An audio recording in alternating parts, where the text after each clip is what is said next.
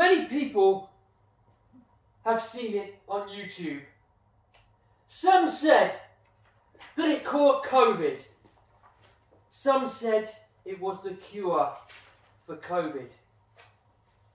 We don't know, but it was in high demand. Some people said there was something wrong with me when I came up with the idea, and that it should never have ever been produced. Some said it was evicted to hell, but it has been resurrected under great demand. Some said that the BBC censored it. Not only that, but at least one presenter had posted it on their Twitter account saying that it was never coming out again. We have it, and we have it again in Saffron Walden speakers. And if you missed out, that's your fault. It will be back. It's back with a vengeance. Teresa Scoffy, eat your words. It's crude like a turnip. It spins like a turnip. Yes, it's back. The turnip of fortune. There are 6 questions. In fact, there are 12 questions. 6 are turnip related. If you get a turnip question, you also get, I am not kidding you, at least 1 free turnip. This meeting is vegan friendly. This meeting is diabetes friendly. All dietary requirements are met. And with all due respect, I now have to ask, is anyone uncomfortable with being filmed? If not, put your hand up now. Good. Do we have a volunteer? Am I taking volunteers? I am looking in the direction of none other than Becca herself from the Giggles. Welcome up, Becca. What were you going to call me then before you said good Becca?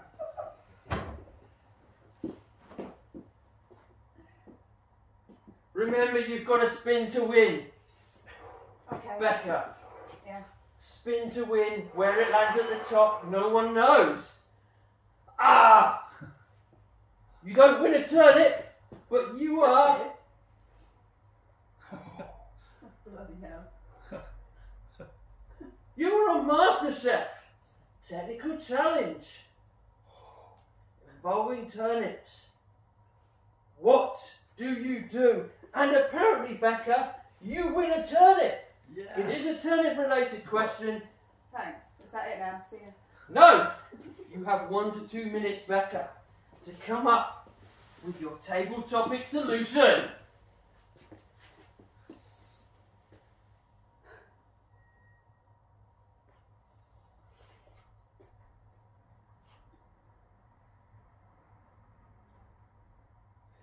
Can't work the time. I'll do the time. Are you doing it?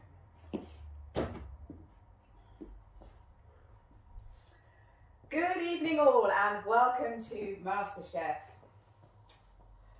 This evening I'm going to set you a challenge, and it's not the usual challenge that you would expect in MasterChef.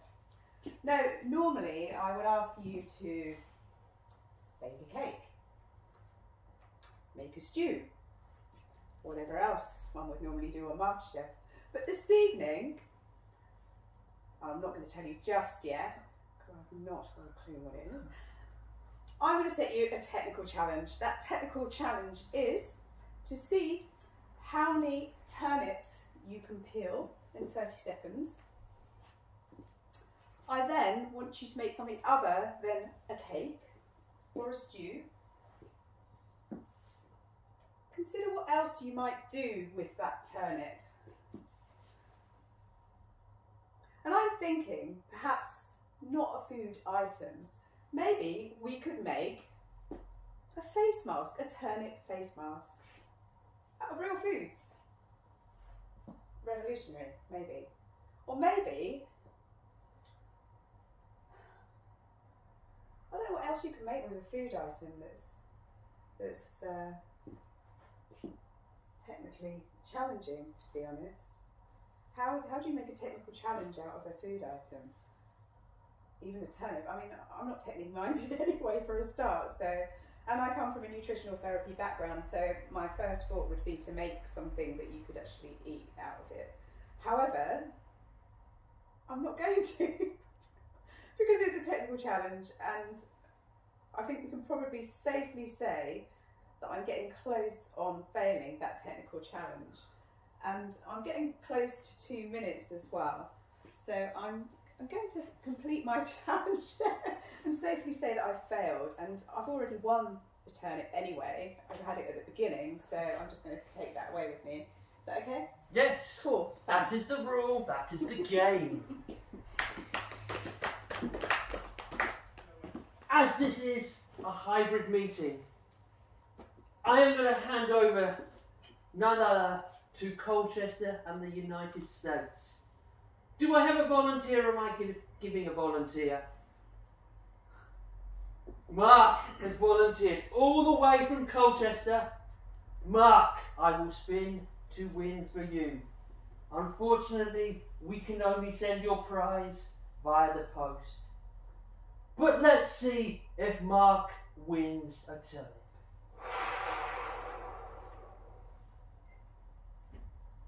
He has a turnip-related question.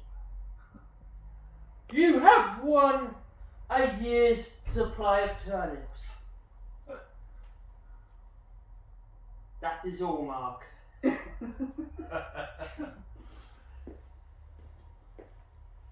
Aren't I just the luckiest guy in the world?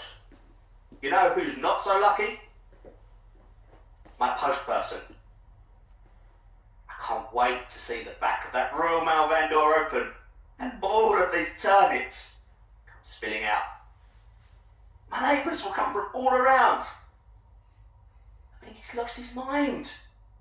What is he doing with all these turnips?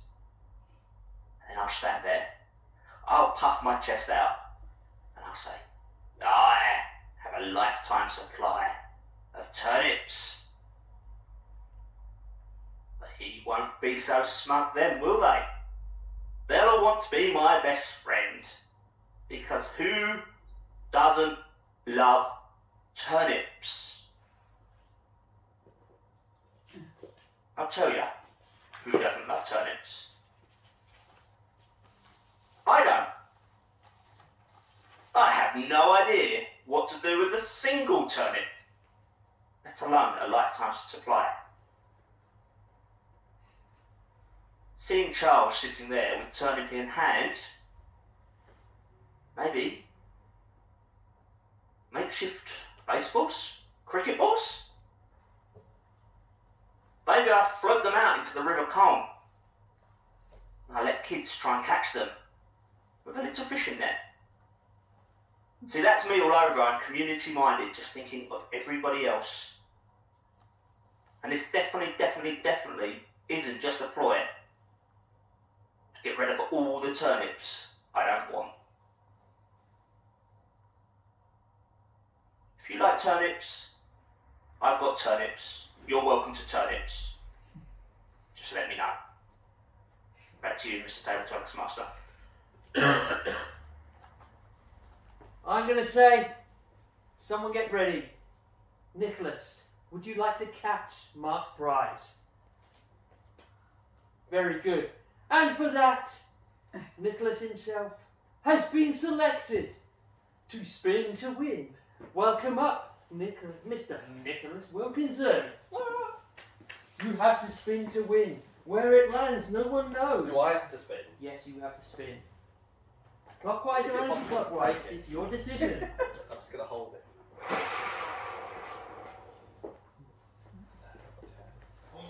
Is it on them?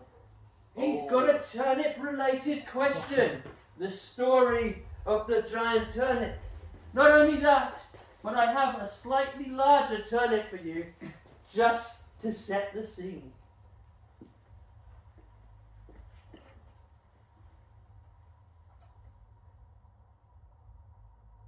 Once upon a time, there was a young boy. And this young boy had parents who forced him against his will all of his fruit and veg. His root veg, his leaf veg, and all the fruities in the world. But he only wanted one thing, and that was turnip. Now this boy, unfortunately, could not get hold of turnips because he lived in Sweden. Obviously they have Swedes.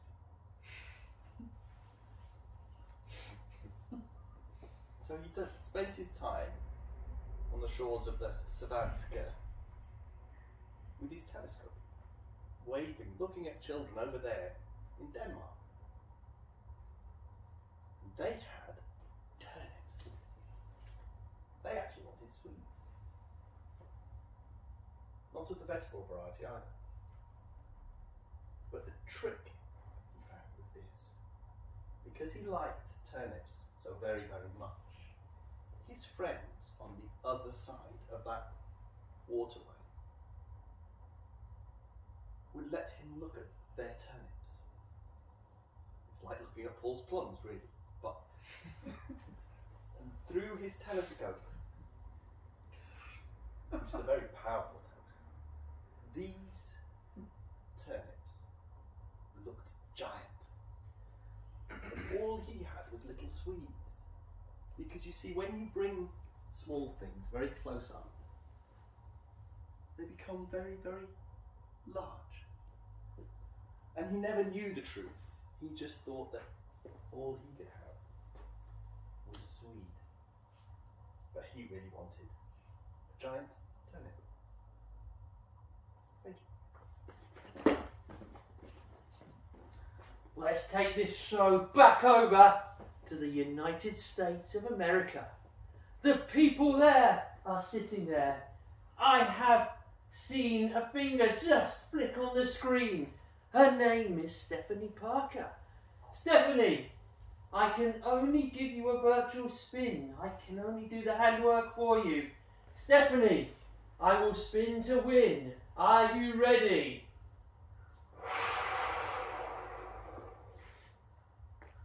What have we got? Oh, I gave this out at a presentation at work this week. This question is absolutely brilliant. Just for you, and the time it's going to take to get to you. Stephanie, what is the speed of dark? Take it away. What is the speed of dark? I don't know, because no one can see it. But we can think about it. We can get philosophical about it. It's probably underground like a root vegetable. And maybe sometimes it sees the light of day at dawn and dusk, maybe. The speed of dark is sort of an ominous topic. Not many people want to study it because you don't know what you're going to find out. And it's a very sort of threatening to this modern society we're living in. The speed of dark, it doesn't seem warm and friendly. It seems sort of like a villain in the grand scheme of visuals. And also, can we see the speed of dark? And maybe I've said that already, but it's an insanely confusing idea, concept. I think the greatest philosophers and physicists are still trying to even come to understand what the question means, let alone what the thing itself is. So I'm still left in the dark. I don't know what the speed of it is, and I was really hoping for an easy turnip question, and I'm just going to give it back to you, Charles. Thank you. You didn't win a turnip, but you did. You didn't win a turnip, but you did win the luxury of a question. We still have time for more. There are many more.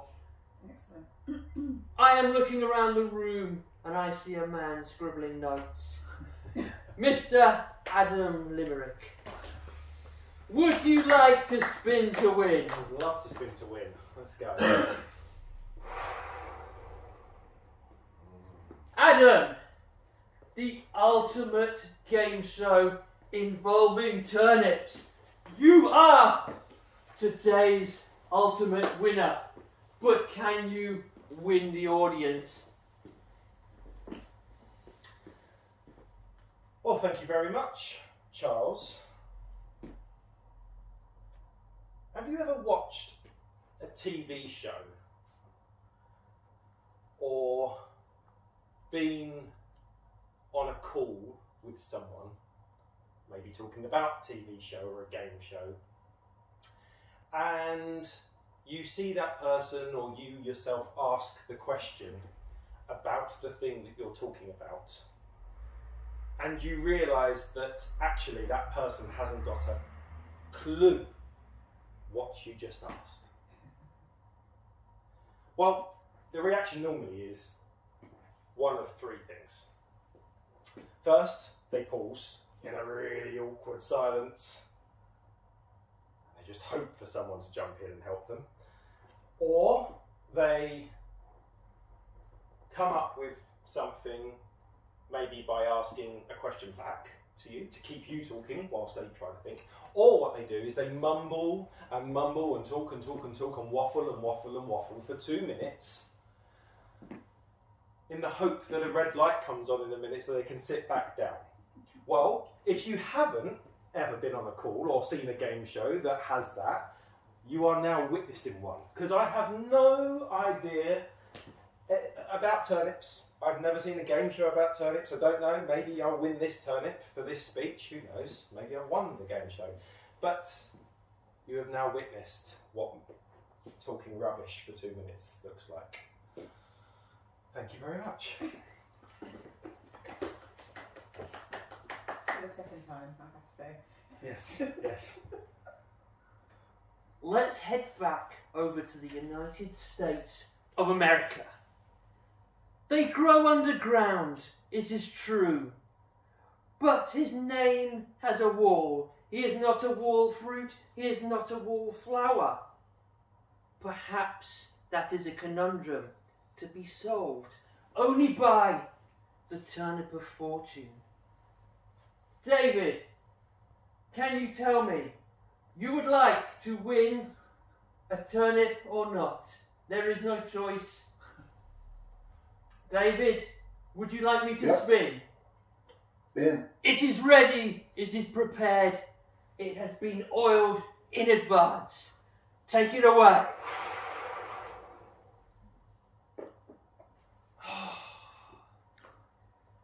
How could the turnip of fortune be improved? Yes, that is right. David, take it away. You also are a winner. Your prize will be in the post. By the time it gets to you, it will be mouldy. But it will still be a turnip. And that's what's important. Being asked this question, this question of science, of religion, of ethics, of mathematics, of philosophy, how could the wheel of the turnip wheel be improved? This is a question that's been riddling science forever, and all of humanity. Many animals as well are very confused. Animals that dig in the ground for various fruits and vegetables. I think all life that is considered this turnip wheel has come to the same conclusion. It cannot be improved. By its very nature, as a wheel of turnips, it has achieved everything that is possible in the existence of the universe. That there's really nothing better than a wheel of turnips. I think our choice all of us, humans, animals, perhaps even the birds, flying in the trees, eating berries off of bushes. We can all just get together and honor the wheel and the turnips that it helps us be aware of. Thank you.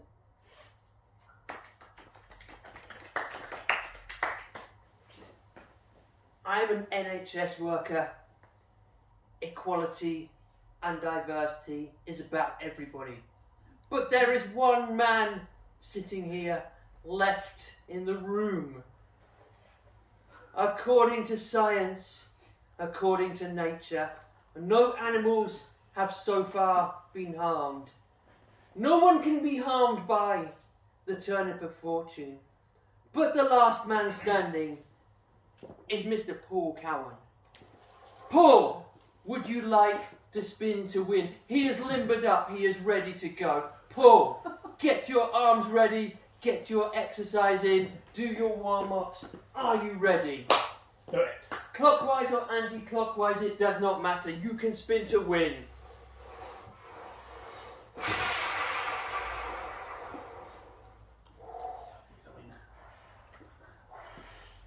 Oh, he doesn't win a turnip. But what's in the cardboard box? Paul. Thank you very much. What is in the cardboard box? As David alluded to, these are one of the questions of the ages. What is in the cardboard box? You know, people, philosophers throughout the centuries have thought about what could it be in that cardboard box? The big cardboard box in the sky. It's closed, so you can't tell exactly what's there. You can see the size of it. The astronomers are trying to work out the exact size of this cardboard box, and there's been some speculation, and they're trying to do advanced mapping to work out what's in this box. And there's been religions set up. You might have heard of the box religion, and you know there's a million, I think it's 1.2 million adherents around the world from the box religion, and they pray to the box daily. And we've all thought about what's in our box. There's a few things I think that there are beliefs around the vegetables in that box, and a giant turnip is actually part of it, of course.